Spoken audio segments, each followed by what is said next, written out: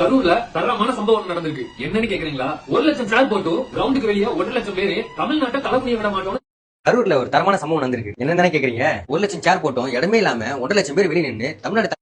கரூர்ல ஒரு பயங்கரமான ஒரு சம்பவம் நடந்திருக்கு. 1 லட்சம் சேர் போட்டோம் 1 லட்சத்துக்கு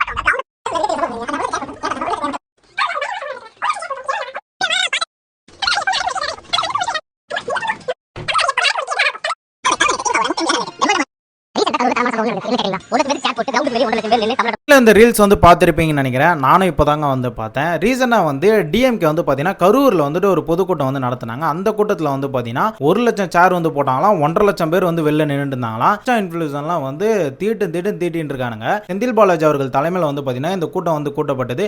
அவங்க சொல்ற அந்த பொய் வந்து பார்த்தீங்கன்னா 10,000 கோடிக்கு மேலே வந்தாங்கன்ற மாரி வந்து இவனுக்கு தீட்டின்னு இருக்கானுங்க. அந்த மக்கள் எல்லாமே வந்து பார்த்தீங்கன்னா இந்த ஆட்டு மந்த மாரி வந்துட்டு அந்த சின்ன அணையில் கூட்டிட்டு வந்தாங்க.